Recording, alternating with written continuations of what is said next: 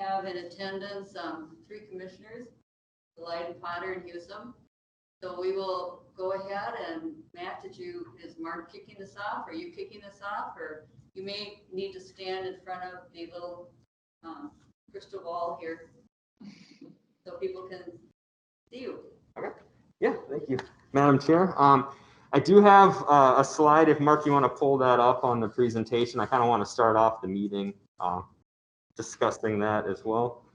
I'll introduce Mark after this, you know, so he can begin his presentation for what is now the draft repair report for County Ditch 10. I just wanted to make a few things clear before this meeting starts. Why don't you take your mask off? Okay, a little bit easier to hear. Yeah, so people can understand better. Yeah, that makes sense. Hard to talk in that one. Yeah.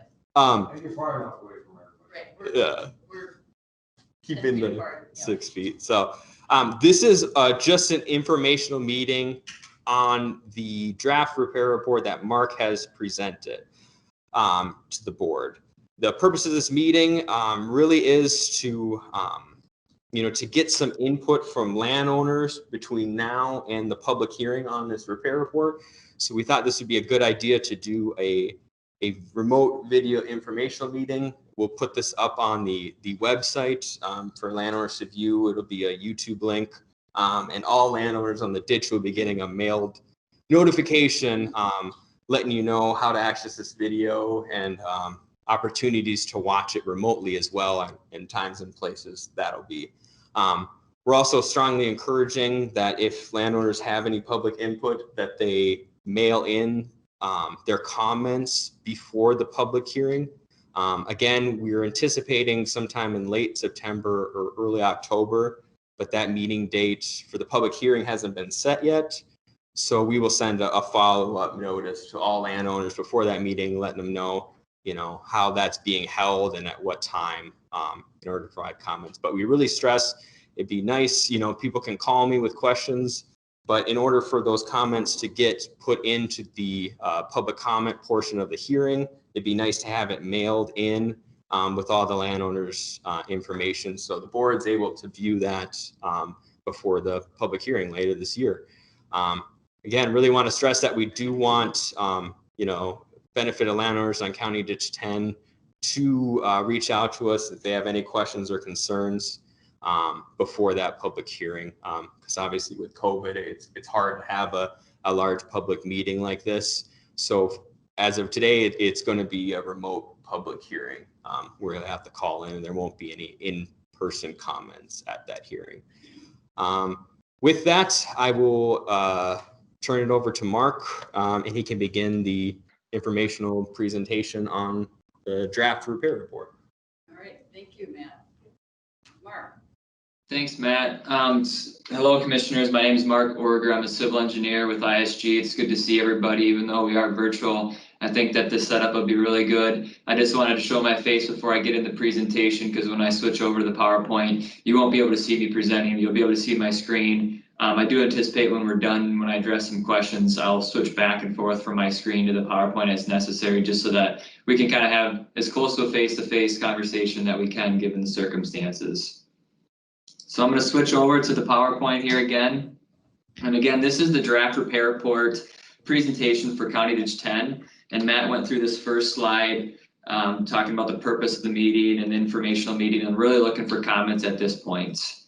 Just a little bit about ISG. We're a Midwestern-based firm. We service engineering and architecture. I'm out of our Mankato office, and we service Minnesota, Wisconsin, Iowa, and Sioux Falls, South Dakota.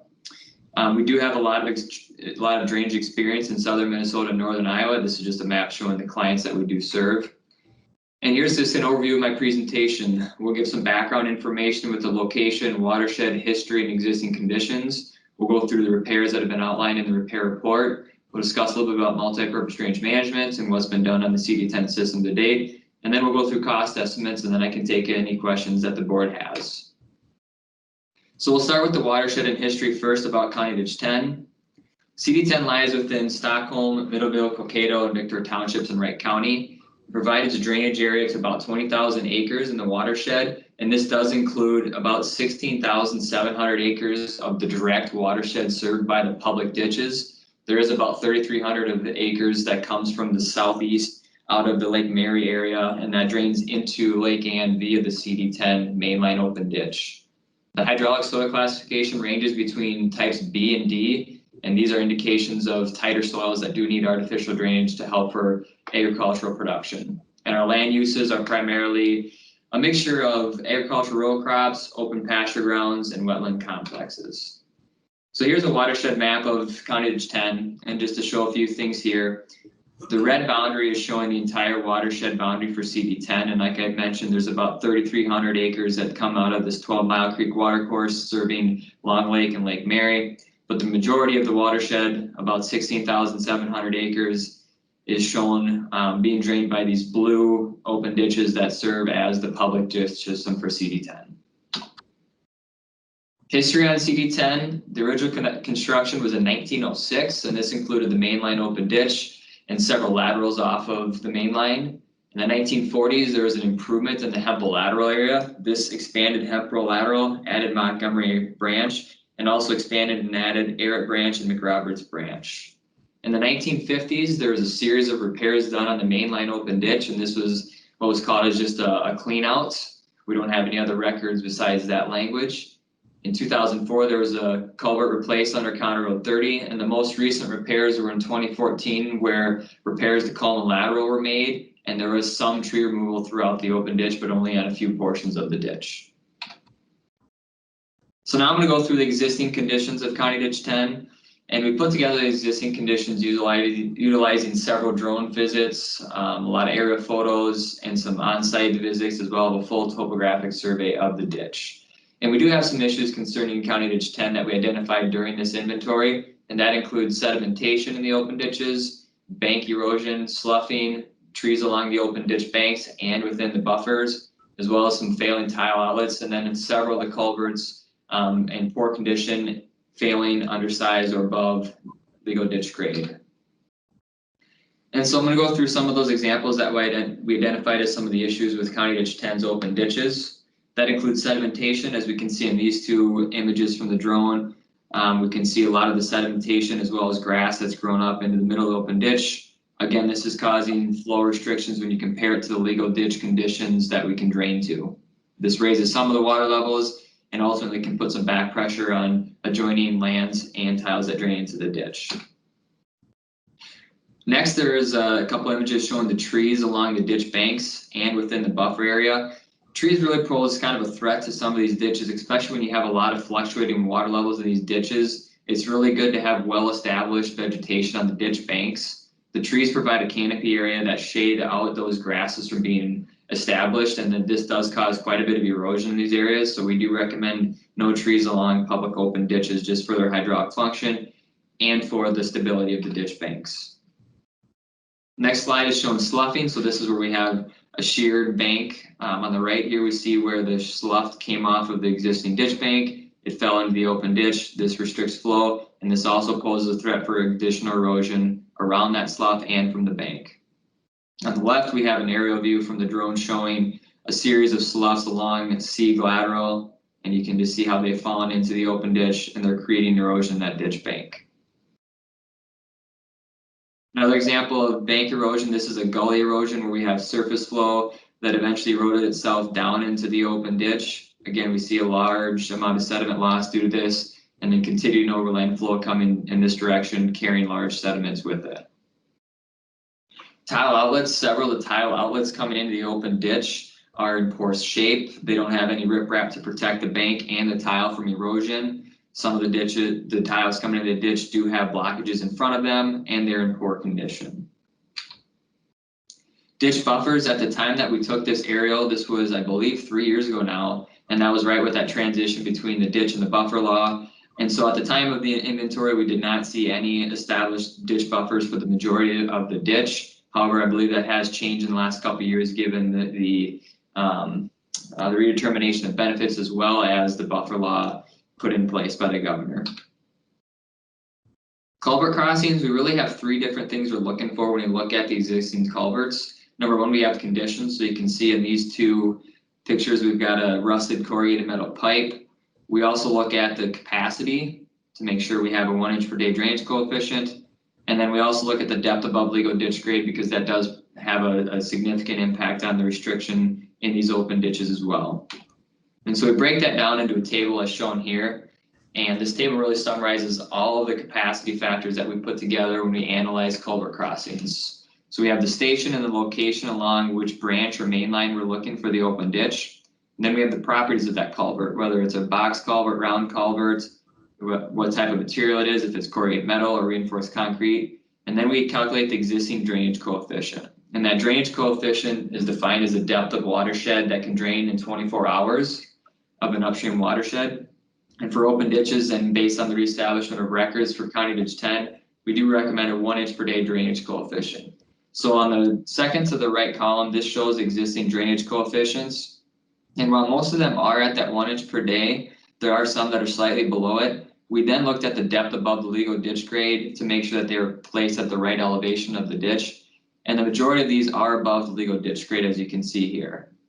So I would say the majority of the culvert crossings along County Ditch 10 are in need of replacement or at a very minimum to be lowered to legal ditch grade. So that's just kind of setting the table of the existing conditions, how we analyze the system. And now I'm going to go through the proposed repairs that are included in the repair report. And just kind of starting at the top here, to generalize, we have open ditch cleaning, we have slough repairs, tree clearing and grubbing, repairing tile outlets, seeding of the side slopes and buffers, and then replacing and lower culvert crossings as necessary. And so here's a map that shows the overall repairs, and a couple things to point out here is we have a legend showing just kind of at a high level what we're proposing to do as far as the ditch repairs go. So if we look at this orange line, this is showing the open ditch cleaning, and that includes the majority of the open ditches. A couple areas to point out that are not proposed to be repaired at this time are, at least for being cleaned, are the Sieg lateral portion that goes through Grass Lake, and that is in section 13 and 12 of Stockholm Township. A small portion of the East Grass Lake open ditch wetland complex, and that's in section 18 of Victor Township. The very most upstream end of Tuey lateral in section 5 of Victor Township is below legal ditch grade, so that's not in need of repair right now. And then the wetland complexes in which Hempel lateral and the Krischak branch span through in section 29, no cleaning is proposed at this time for those areas. The remainder of the open ditch, main line, and all the other branches and laterals are proposed to be repaired.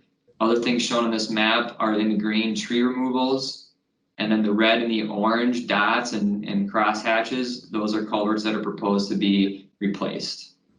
And I will go into detail on each one of these items as we go through here. Open ditch cleaning, what we're looking for is restoring that legal ditch grade in the areas that are proposed to be cleaned. So that's coming back to where the ditch was originally constructed. And when we clean it, what these photos are showing is we don't want to reshape the entire ditch bank. We really just want to clean out the bottom sediment and restore that channel just for ditch bank stability. There are some areas that we need to flatten side slopes and make sure that they are stable, but for the majority of the ditch, we just really want to dip out the bottom and keep those nice flat side slopes of CD10 in place. Tile outlets. What we do with tile outlet repairs is we dig out the bank and we replace about 20 feet with new pipe coming into the ditch bank. We don't go and chase the tile all the way back in the field to replace that. We just try to replace and fix what's in the ditch easement. We bring in a new pipe, either HDPE dual wall or PVC is acceptable as well. We bring that into the ditch bank, and then we armor it with riprap as shown as this bottom picture here. And then that just protects the ditch bank from when the water comes out of the tile.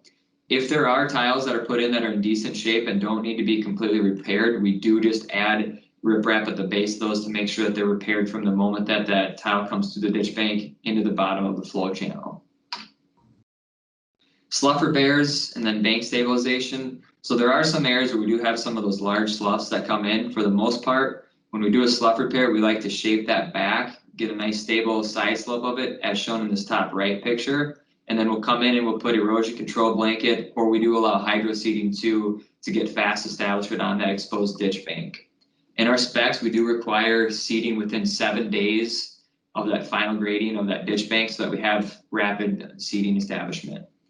There's a couple areas where we might do what we call a benched slough repair. And this is where we have a really big washout and just to do a normal slough and shape that ditch back, we'd have to go quite a ways into the existing field. And so what we do is we kind of step it down a little bit, flatten out the slope, spread the spoils kind of on either side of that ditch bank, and then we armor the base of it, as shown here with riprap. We also do this sometimes where we see some lateral seepage coming in the ditch bank, and really what we're trying to do is slope it back a little bit, have less overburden pressure on it, and then protect that toe of the ditch from falling in again. Tree removals, there are a lot of areas that need tree removals throughout the whole ditch system. We're estimating about 43,000 linear feet, and that includes both sides of the ditches as necessary. And on this map shown here, those are just highlighted in the green areas. Alternative side inlets. Alternative side inlets are a means of conveying surface flow into the open ditch without having those big gully washers that erode the ditch bank. And what we're looking at doing with these installations are installing a drop structure and then conveying the water laterally through the ditch bank into the bottom of the ditch. So we're using kind of a 90-degree bend with a drop structure on here to convey that surface flow into the open ditch. And with these alternative side inlets, we do make a little bit of grading and shape kind of a bowl behind it. And this allows us to have sedimentation up top, outside of the ditch, so that we don't carry that surface flow and all that sediment coming into the open ditch. We do install various types of inlet types, either a Hickenbottom that's shown in the orange here, or even just a trash grate that allows more flow into it. We place this right at that 1-rod buffer line so that the landowner and the farmer know exactly where that's at. And the best thing about these designs is we are applying for grant funding to get some outside assistance for these. So these are good practice, really help with long-term maintenance of the ditch, and there's outside funding available for these. And so here's just a map showing the alternative site inlet locations. This is based on our inventory and survey from a couple years ago. We have 34 locations shown. There may be more to come as we do construction, but for the most part, the majority of these ASIs are on the mainline open ditch, and then the Tuey lateral has several of them as well. Sieg lateral also has quite a few of these that are recommended, and there are some more slough repairs and some of those benched options on Sieg lateral itself. Sieg lateral does have quite a bit of erosion when you look at the ditch banks compared to the rest of the system. Culvert replacements, this is just an example of a culvert crossing that we put in. We pulled out an old corrugated metal pipe, put in a reinforced concrete pipe, installed it at legal ditch grade, armored it with a lot of riprap around it and in the open channel. The areas that we expose in the ditch bank, we do seed it with the erosion control blanket, and then we do cap it off with 6 inches of class 5 gravel on top of it for access. And so here's a really long, complicated table showing all of the existing and proposed culverts to be replaced. And just to summarize before I show a map, we're trying to utilize as many culverts as we can, specifically on the highway crossings and the township roads, just to keep costs down. The majority of those crossings we can replace. There's only one on the paved highways that needs to be fully replaced. The remaining ones will be lowered. And then the township roads, we've yet to have a full in-depth conversation with the townships on what they would like to do, but we're trying to lower as many of those bigger box culverts that they have in place as possible just to keep costs down. The majority of the field crossings also are proposed to being replaced. The majority of these are corrugated metal pipes, and really by the time you pull them out and try to reinstall them, you put a lot of damage and stress on that material, and they no longer are able to be reinstalled. So for the CMP ones, we do recommend replacing those just because they won't have any lifespan after we replace them. And so here's the map showing the proposed culvert replacements. The ones that are proposed to be completely replaced are shown in red, either a kind of a cross, and that would be a field crossing, a circle, that's a township road, or a square, that is a paved highway. The ones that are shown in orange are areas where we can just lower crossings. So the majority of them we are trying to lower on the township roads. Like I said earlier, the field crossings are proposed to be replaced. The ones in green are not proposed to be replaced at all. Wetland impacts. So this is something that we've been working through for the last, I'd say probably 6 to 8 months on. And when we have ditches like CD10 that span through wetland complexes, they do fall under some environmental review. And in this case, it's the Wetland Conservation Act. And so when we look at the WACA Act guidelines, we have Impacts from drainage, we can look at some exemptions, and that's for type 2 and type 3 wetlands.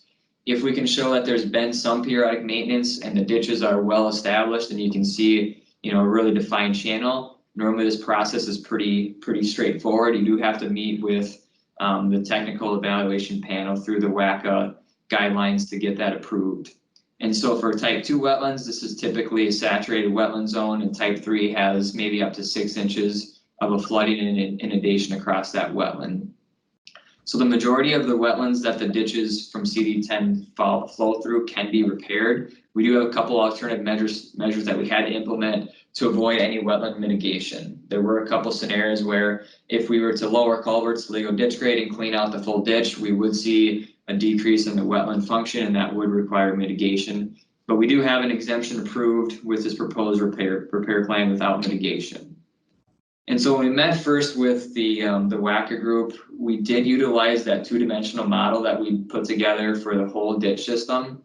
And that was the baseline for designing these culverts as controls and to compare the wetland impacts. There's a lot of different ways to do it. Given we already had that model put together, the WACA group did allow us to utilize that when we compared the hydraulic effects of these wetlands with ditch repairs. So here's the areas that were brought up early on to review for potential impacts, and I'll address each one of them one by one. The first one is East Grass Lake. This is located in section 18 of Victor Township. And in this area, it does go through the DNR land, and about half of the ditch through this area is above legal ditch grade. The other half is actually right at ditch grade. So we did get permission, and we are allowed to clean through here and place the spoils on top of the existing spoil banks for about 1,300 feet. The next wetland that we had to look at was on the Eddy Lateral, and this is in section 17 of Victor Township. And in this case, it's at the very upstream end where that wetland lies. We are looking at doing repairs on the downstream side of this wetland, and that does include partially lowering the culvert under 82nd Street. I know that there was some concerns by landowners brought up with some backwater and flooding in this area. So we are planning on removing the trees, cleaning the ditch, and we will lower the culvert about 6 inches. This does provide some drainage relief through this channel, but it also kind of protects us from a potential head cut to down cut and drain this wetland.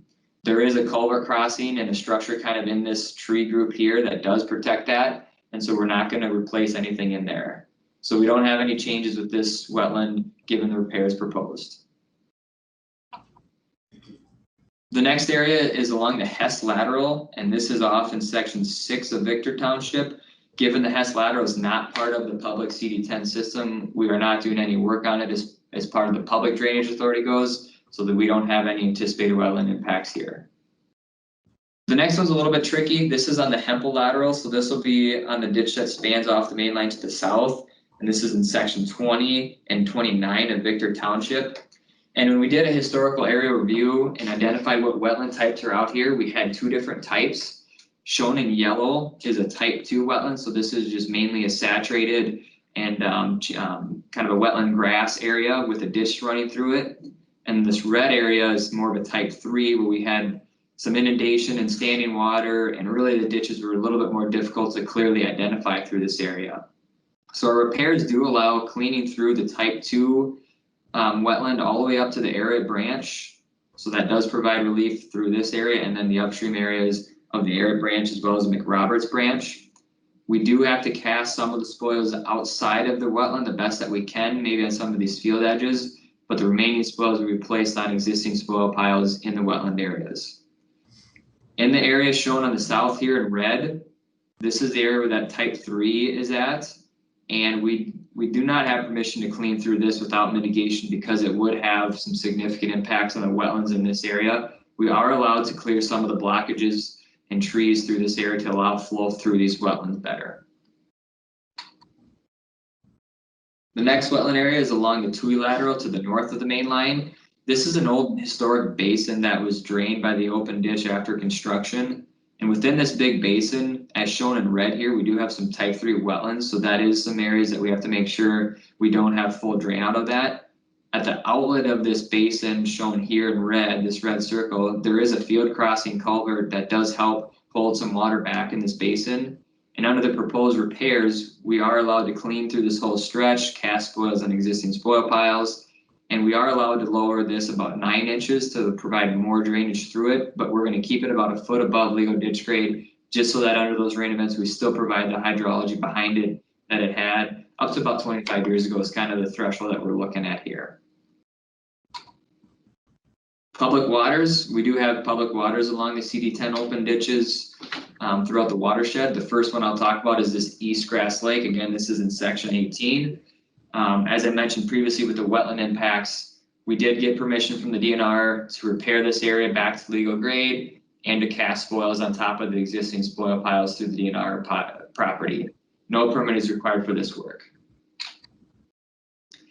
Grass Lake, so the next one, this is over on the Sieg Lateral. This is kind of a tricky situation given the massive complex of the wetlands here in Grass Lake. And so through the actual public water Grass Lake portion, we are not proposing to clean anything through here. We are resuming the cleaning and repairs upstream of it. And one thing to note too is on the Casaf 5 road crossing, this culvert is in really poor shape. It is above legal ditch grade, but it's in very poor shape and we're needing to replace that. Right now we are designing a repair for this. It'll be a new installation of pipe culvert through here, and we're actually going to maintain the upstream water levels, but we're going to try to utilize a fish barrier structure here to prevent any carp from getting into Grass Lake. This is something we talked to the DNR about. And one thing to note with this fish barrier design is we do see an increase in dissolved oxygen when you increase the velocities and flow through a structure like this. So that is beneficial to the downstream lakes.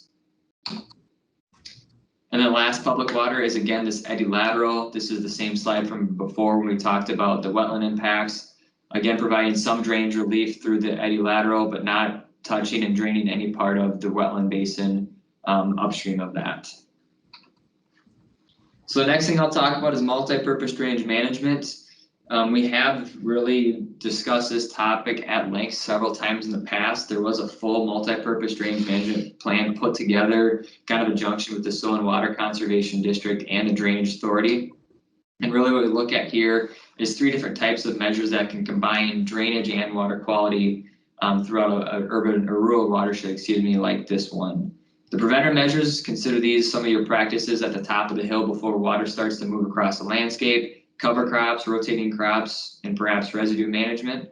Control measures look at the flow of water as it comes across the landscape, potentially some grass waterways, looking at controlled drainage structures where you put a structure on a tile system and control and manipulate the water levels within the soil, and then alternative site intakes.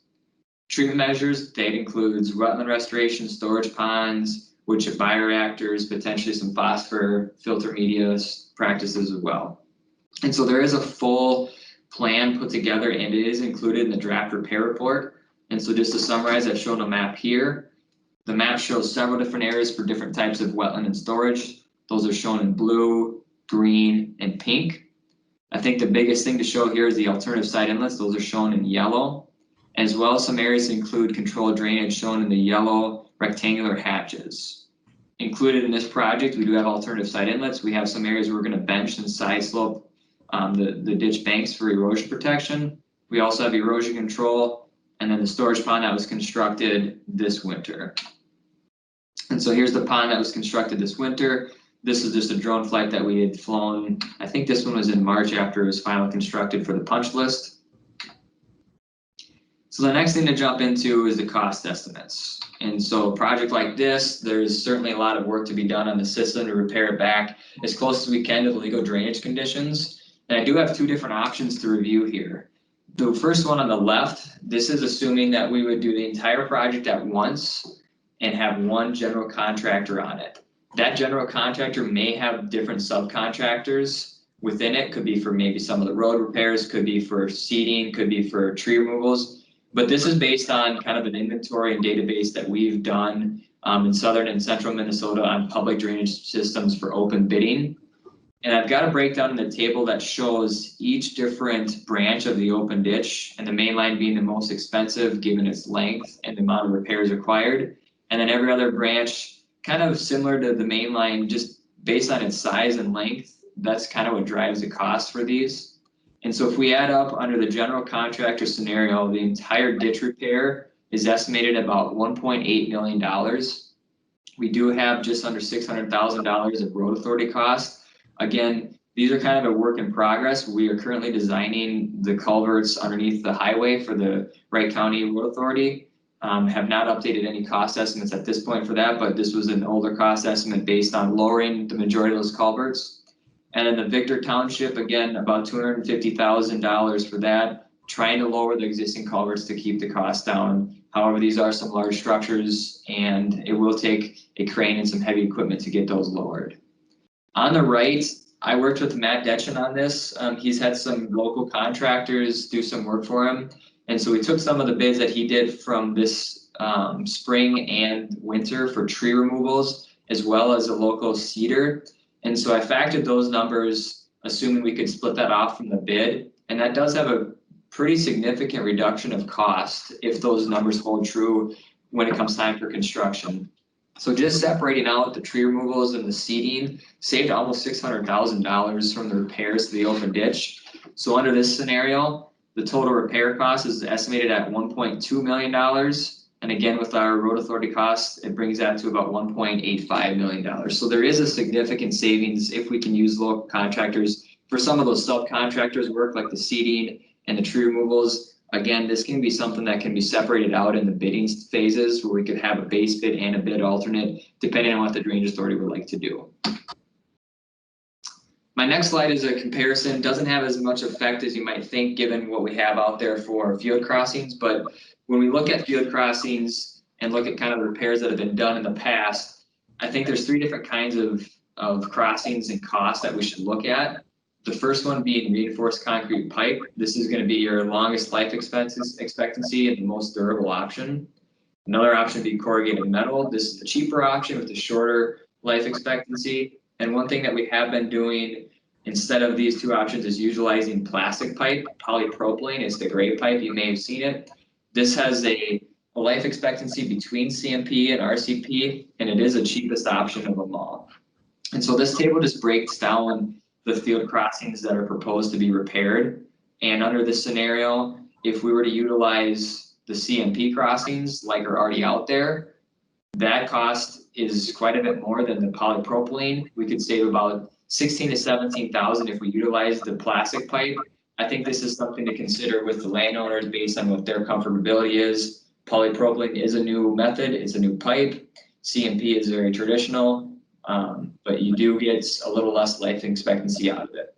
If we were to repair kind of what's out there now, that the biggest change would be the Sieg lateral crossing, installing an RCP culvert. That's about $10,000 more than the other cheaper types of that. So just looking at different options here in the big picture, you know, 15 to 16,000 over 1.2 to 1.8 million may not seem like that much, but I think this would be good to get some landowner impact and even the drainage authority feedback on what would be preferred for field crossings. I'm going to turn this back to Matt. Hopefully he's paying attention. He asked me to put this slide together into this PowerPoint to discuss some of the assessments for the landowners. Hey, can you wait Matt up there?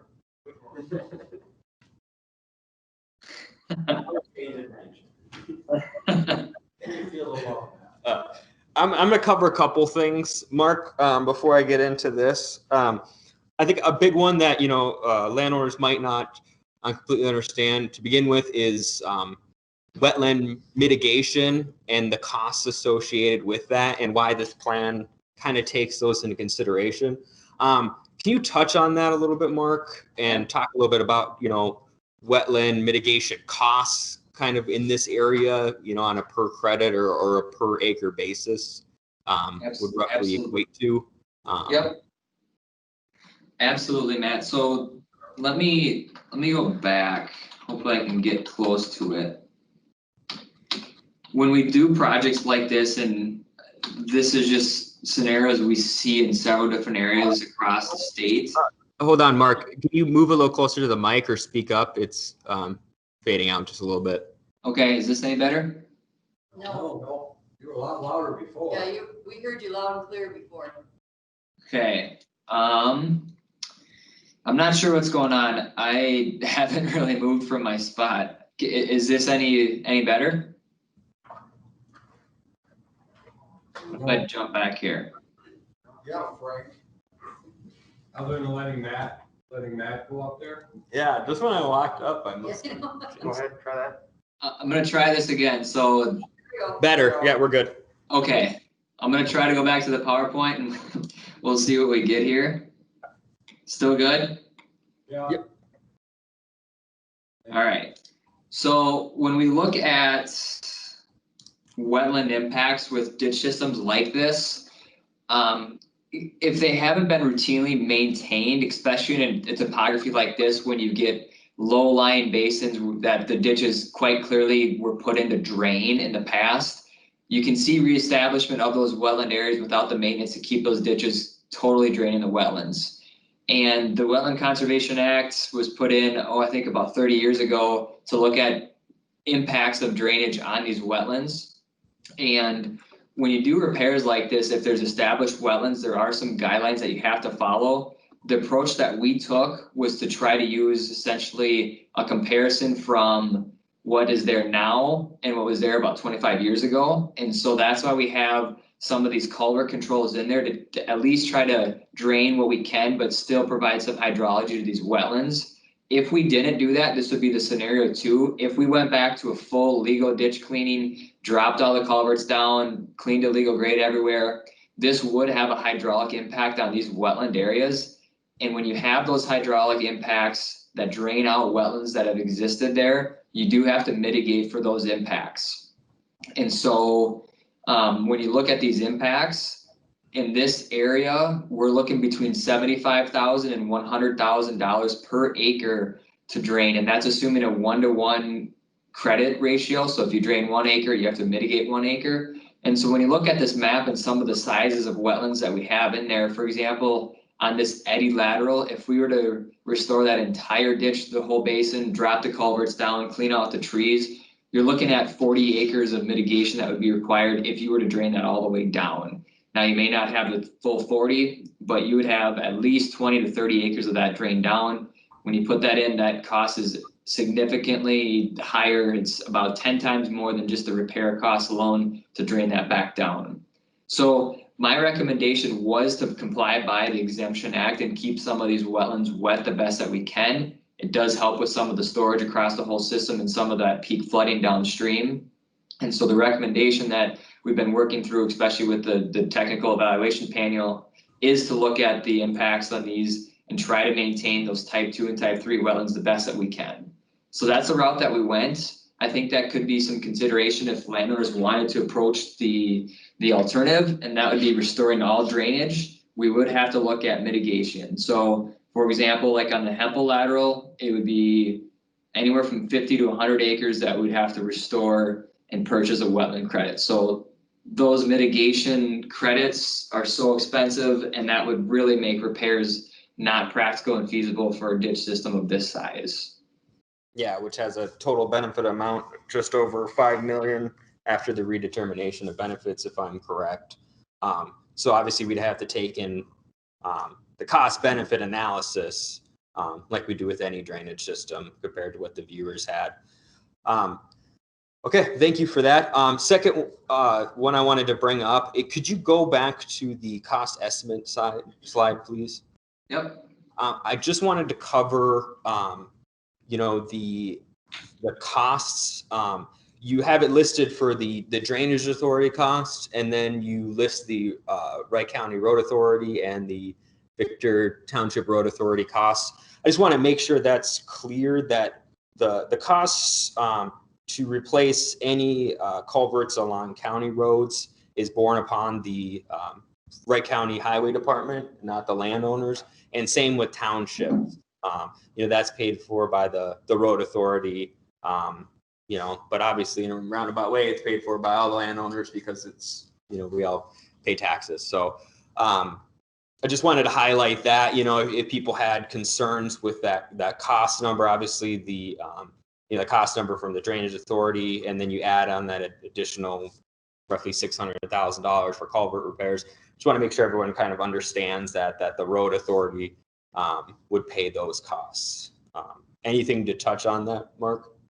No, you covered it pretty well, Matt. The only thing that I would add is I think I would just, for my recommendation, I would recommend the Drainage Authority and as the appointed engineer to work with the Victor Township the best that we can on getting those culverts replaced. This is a very hefty budget for them to put together. A lot of the townships I work with, when we talk about replacing culverts and whatnot, they say that their yearly budget on that is between 10 and 50,000. So it's going to be a pretty big bill for them to put together. So I would just really look forward to working with them in the future to try to make something work. I'm trying to do the cheapest option for them that I possibly can, but again, still willing to work with them. Yeah, and Commissioner Burrell has done a great job, you know, corresponding with them, and we did go to a meeting with them and discuss this. So we'll continue to work with that on the Wright County side. Again, and I just wanted to stress this too, you know, both of these numbers too are estimates. You know, you really don't understand costs until you actually go and bid a project. You know, comparing, you know, kind of the plan that Mark and I came up with compared to his original costs, you know, like he said, I'm using, you know, recent bid prices that I got for similar work, and trying to correlate that with similar conditions of the ditch. Obviously, if there's more trees, bigger trees and stuff like that, that's going to raise the price of tree removal on maybe some other projects. So I tried to use cost estimates for a ditch that I thought was similar and what their lowest contract rate was for that. Again, like I said, it's hard until you go and bid that project to know what the actual cost will be. But I think these are really good estimates to use for now. And if any way we can, you know, you feel that we could trim costs or do anything like that, obviously we'll try to approach that for the landowners too. Okay, and you can go to that other slide now, Mark. So I just wanted to bring up too that we do have a fee structure here at Wright County now that we set last year for drainage projects to be able to pay off these assessments over a longer period of time. You can see this is kind of the breakdown. This breakdown is done not by a parcel basis, but by a landowner basis. So there's going to be a lot of people in this watershed area who own numerous parcels. You know, some might own 10 or more. So we would combine all those costs for the assessment, determine how long they have to pay it off. So you can see, you know, if your assessment, you know, with these repairs is $500 or less as a landowner, you know, you would have to pay that off in 1 year. But it is a tiered structure, so you would have 3 years to pay it off. If it's anywhere between 501 cents and $1,000, so on and so forth, with our max being 20 years if your assessment is over $50,000 at a low interest rate. I think if you remember when we set that, we compared it to other drainage authorities, a lot of whom are 5% and over for the interest rate. So I do think that helps a lot, you know, that you guys set that at the last meeting we had about interest rates and assessments. That was the biggest one that I kind of wanted to highlight, so people kind of had an understanding of that before the public hearing. Do you have anything else, Mark, to finish up? No, the last thing that I have is just my conclusion. And just to summarize again here, the CD10 is in pretty tough shape. We've got a lot of sedimentation. The ditch needs to be cleaned. There's a lot of trees that are blocking flow and causing erosion. The majority of the culverts are in need of replacement or lowering. And based on, like Mac just talked about with the pricing, I think it would be a great idea at a minimum to maybe do a base bid and a bid alternate to see what we can get for some local folks to do tree removals and seeding. So based on that, I do recommend following the repairs that are outlined. This helps us comply with the public waters, the wetlands, and it still gets us the ditch cleaned back as closely as we can to the legal conditions.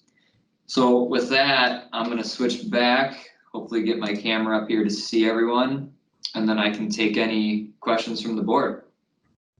Madam Chair? Yes, Commissioner Gillette. That wide spot we put in there, I can't recall what you called it, but that one, we spent quite a bit of money to put in that wide spot to kind of control flow a little bit. The water and sediment control basin. Water and sediment control basin. Thank you, Matt. How's that working? Have we noticed that it improved anything at all, or? I'll just go to the due to grant funding and when we could use it, we did have to do that project, if you remember, before repairs. That pond is meant to function with the ditch completely cleaned. So there was some cleaning that was done directly in front of the pond, on the channel there, but sediment hasn't been removed downstream down to the outlet yet. So it is holding water back, and because of that and because of the sediment downstream, there's some what we call dead storage space at the bottom of the pond where it's just sitting stagnant with water. So until we get the rest of the ditch clean, that's not going to function to 100%. This year has been a pretty good year, all things considered, with water. I mean, it would have been. What about these last huge rainfalls we've had? The last couple, yeah. I mean, at the beginning of the year, yeah.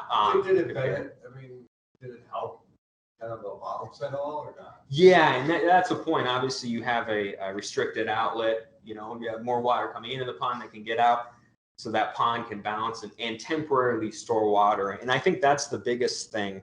And it's kind of hard to describe just in a group setting like this, but it's not. It is about water storage, but it's a lot about the timing and when those flows can go. Because if you look back at County Ditch 10 used to go from Big Grass Lake to Ann Lake, and that was the ditch, and it had the lateral going up to Tuey Lake. So I think that was roughly 6 miles of open ditch. Since that time, there have been all the additional laterals, now equating to, I think it's 16 miles of open ditch that are all flowing through that channel.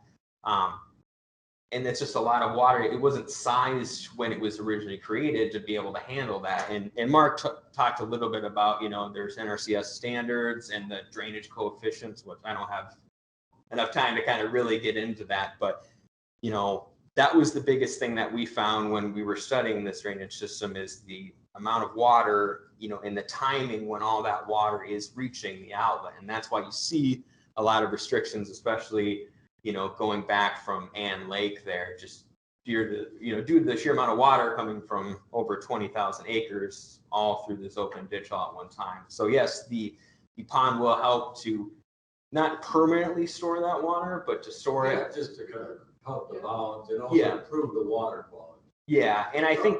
I'm just wondering if you have noticed a difference at all yet. And it sounds like to a certain extent there's been some improvement. It's definitely not where it needs to be. Yeah, I mean, I'd like it to go to a year before I compared it to this year to some of the bad years we've had in the past, and then see how it really functions. Because I think that's what we're more looking for. This year, aside from the last couple of weeks, like you're saying, it's been pretty good actually. But that's why we're going to continue to kind of monitor this and make sure it is functioning properly. So. Good. Great, thank you. Does anyone that's listening online have any questions or comments, or commissioners? Any other? A lot of good information, a lot to digest, and this has certainly been a very long-term project, that's for sure. And so it's good to see. Yes, Commissioner Potter. Thank you, Madam Chair. I do like the fact to have a base bidder with the alternates to allow some local contractors to have a shot at this thing. I think I think Commissioner Brown would appreciate that, along with all our people that live here and pay tax here, your shot at it. Absolutely. I mean, it's probably our biggest, most expensive ditch to repair. Oh yeah. But it's good to get this one done, because what we're going to learn from this will help us on our future ditches that we need to know. This is complicated. And anybody thinks that you just snap your fingers and just get the drag line in there and go there, they're mistaken, because that's not how this works. You got so many different entities with different rules that you've got to massage and get through to get to the end result to actually make this flow and function like it's supposed to. Yeah. And particularly when you get into the wetlands and mitigation for that. And everything else that come in. And the costs associated with that, yeah. Because we did, and I don't think it was actually listed in Mark's presentation, but there was a little bit of cleaning that was recently done just at the outlet of the lake and back. But really, and I think Mark kind of covered it, the last real big thorough repair was in 1950, I believe. So that's been a long time since How old it's. were you at that? Minus how many years? Yeah. How old were we? Yeah. Even But- I wasn't born then. But I think going back to, the alternative bid too, I think it's the best of both worlds, gives us an opportunity to kind of highlight these areas that at least I've seen that we can try to save money on. And it gives local contractors an opportunity to bid these projects and keep some of that local. And I think that's, The other thing I want to make a point, Chair, Yes. is those drop drains you talked about. I really like how those are because that's gonna help stop sloughing issues on some of those ditches instead of water running there and get the sediment drops down. I think that's a fantastic way, even if they're a little more expensive, I think long-term they work better. I like the idea of it. Mhm. The more I was, reading up on it, I think that's the ticket on those. Because if you see all the sloughing going on, all that water goes there eventually, because you just want to try to keep some of that away. yeah, I mean, that's the thing I think, with a multi-purpose drainage management plan too is, you not only get water quality benefits, which obviously is important, but, the sediment that gets into the ditch, we have to clean out and that costs money. So what you can do to, make sure that there isn't bank sloughing, there isn't erosion getting in the ditch, it saves you money long-term because you're not cleaning it as much and you're not, removing as much sediment when you do that, because the more sediment you have to remove, the higher the cost of removal is going to be. The other good thing about those too is those are highlighted in Bowser's drainage manual as practices that you can apply for grant funding for too. So, doing a different type of side inlet, you might not be able to get grant funding. If you do the alternative side inlets, you can. And we actually just, I believe yesterday, Soil and Water finished their application for that. I think it's $130,000 to help pay for all those. So hopefully those would be, all funded by grants and not by landowners, which helps the landowners on the ditch. It saves them money. It helps landowners downstream, which is obviously a big concern as well. Which reminds me, Matt, those numbers that we have up there don't show any grants. So if we get some grants, those costs will go down to the individual landowners and stuff too, right? Yeah, Mark, the cost estimates still have the side inlets on each laterals. Correct. Yep. Okay. Yep. Yeah, so I think that's the right number, what we were thinking, about 130,000. Yep. So hopefully it'll be even more. Yeah, for stuff, Aspects. that's the nice thing, if you do water quality projects, you can apply for grants. You can't apply for grants to remove trees in the clean ditch. So that's, we do it, stuff like that to lower the cost, which I think will help a lot. Well, we got a grant for that sediment removal basin, right? Yeah, over $200,000. I'm getting the last check from Soil and Water for that here too. So. And then one other thing we probably didn't think about was, we talked about the homeowners and landowners and stuff for holding it out. Some of those townships, it's going to be pretty spendy too. We may want to address looking at how to help them out too, Yeah, that'd be good. because I could see that being an issue for those townships because their budgets are so low to begin with. Yeah, and that's why we did go, Charlie and I went to a township meeting and kind of discussed it and brought it forth. I know Charlie's been talking to them more. I've talked to them one time after that, still trying to work. That's a big number. And I didn't think that we talked about the townships at all when we were talking about We that. did not with the loans. Yeah. Be a good one to consider. We tried to, I know Highway had some programs for culvert replacements and we looked at that and I don't think any of the culverts fell into that. I kind of spoke with Virgil about that a little bit where they could apply for that kind of funding. And I apologize, I don't remember the name off the top of my head. But yeah, maybe looking into other options. I don't know, maybe there is some other programs that I'm not aware of that could help out townships. Yes, Commissioner Potter. Madam Chair, Matt, are you familiar with Sherburne County's Lake Orono project? No, I'm not. Dredging sediment out of there. They did it less than 20 years ago. They're doing it again. Maybe it's get your compadre up there, kind of give you a quick overview to see if there's some sounds like they had some innovative things to keep silt from coming in later. It's something, a little homework, as if you didn't have enough to do. It's just, if you chime in on that, because it is pretty extensive and it's federal clean water act and all kinds of things. It might give you a couple, what did they do, what they didn't do 20 years ago versus what they're doing today. Just a little bit, to see what's happening over there. Because maybe they had access to something that we're not aware of. I don't know. Yeah, you know, and I have talked with Sherburne in particular, but we've been really fortunate, and you know, I would want to take a second to thank Soil on the Water and hopefully Wood for the sheer amount of grant funding that we've gotten for this project. I mean, if this next one goes through for the alternate side inlets, it's going to be close to $400,000 of grant funding, which for the pot of money that they have in the state for the Clean Water Fund, it's pretty impressive. But we've also been talking, you know, there are other grant programs. You know, we've spoken about LCCMR grant funding, which is funded through the lottery.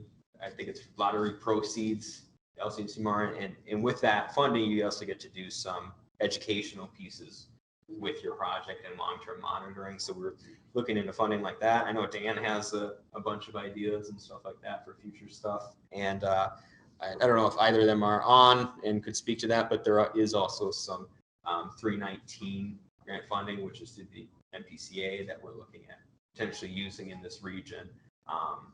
But that we don't have until 2022, I believe.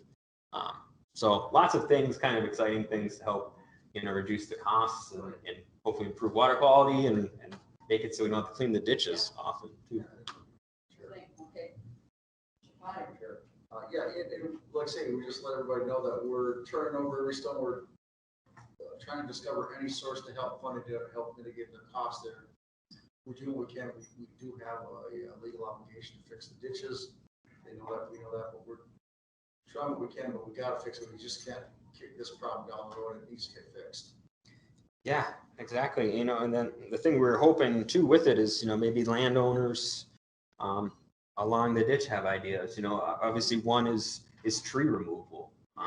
You know, doing that, obviously we have a responsibility to remove those trees and stuff, but you know, if a landowner does do some tree removal on his own on his property, I mean, that saves everyone money. Or they know a contractor who can do it for cheaper, or people who are looking for firewood that would come and cut it, you know, stuff like that. Trying to be creative with it too is something that we can certainly try. But you know, I think obviously Mark would have, you know, some concerns with that too, when you have a lot of different people working on it and tracking it and making sure all that's getting done. So we'd have to kind of work out a plan with that. But yeah, hopefully we can, you know, find some sort of solution. And yeah, we've turned over every stone I think we can overturn. Mark probably is getting sick of me asking to trim the budget a little bit. Oh no, it happens with everybody. Yeah, so, but thank you. I appreciate all the work on this, Mark. Good. Thanks, Mark. And oh, sorry, I just wanted one more thing. I just wanted to stress again, you know, for landowners who are probably going to be watching this on YouTube, when you do watch this, you know, make sure if you have any concerns that you are mailing those to us so I can show you as the drainage authority.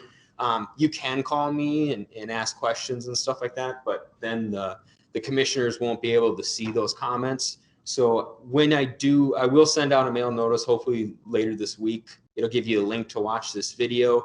It will also provide you the address which to send those written comments into, and hopefully get those before the public hearing that'll be later this fall. You guys can provide an email address also? Yeah, I'll have email as well if they want to email it to me, and I'll get those. I was thinking once a week I would just print those and put them in your mailbox so you can read them. And can you forward this to me again? I couldn't find it, and I remember seeing it. Yeah, I can do So I that. don't know if it was printed out or what, but I can't find it.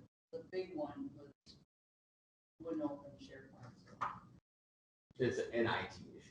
Yeah. I'll get it over to you. Yeah, anyway, I couldn't find it, so. Okay. All right. Thanks. Well, thanks Mark. everybody. Thanks, Mark. Thanks, everybody. Yeah, thanks everybody. Thanks, Madam Chair. It's good to see everybody. Yep, you too. Have a good one. Stay Yep. safe. Yep, bye. Oh. Yeah, thanks, Matt Cody, and yeah, everything Going okay otherwise? Yeah, I know. Do, Are we